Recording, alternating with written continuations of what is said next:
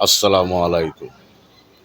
বিমান দুর্ঘটনায় উত্তরায় অনেক ছেলে মেয়ে মারা গেছে, অশিক্ষক অনেক ম্যাডাম মারা গিয়েছে, শিক্ষকও মারা গিয়েছে, অনেক মায়ের বুক খালি হয়েছে।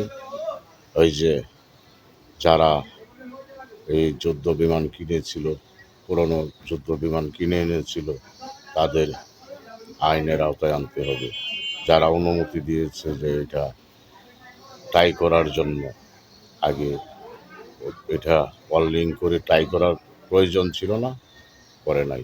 তো দুর্ঘটনার পরে মানুষ যখন সরকারের প্রতি নারাজ, তখন বাংলাদেশ বর্তমান সরকারের উপদেষ্টাগণ তাড়াহুড়া করে কয়েকটি দলকে ডাকলো, 4টি দল, বিএনপি, জামাত ও চরমনায় হয়তো আর এনসিপি।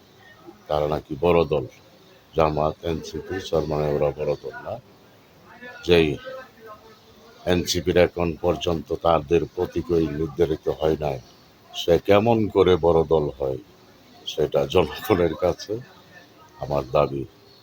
বড় দল হবে যেদিন কমপক্ষে 50টা সিট পাইবে, বাংলাদেশে 300 সিটের থেকে সে বড় দল হইতে পারে। তার প্রতীকই পাই নাই, সে বড় দল কি হয় কি করে?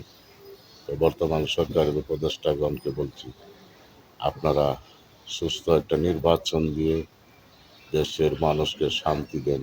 আজে বাজে কথা বলে মানুষের মধ্যে একটা বিশৃঙ্খলার সৃষ্টি করার চেষ্টা করবেন না।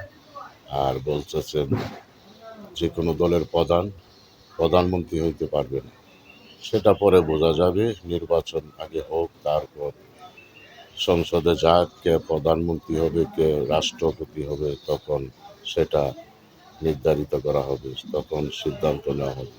এখন এত কথা বলার কোনো প্রয়োজনই নেই। আপনারা নির্বাচনে এগিয়ে যান, 1-2 মাসের মধ্যে নির্বাচন দিয়ে দেন, সবচেয়ে ভালো হবে।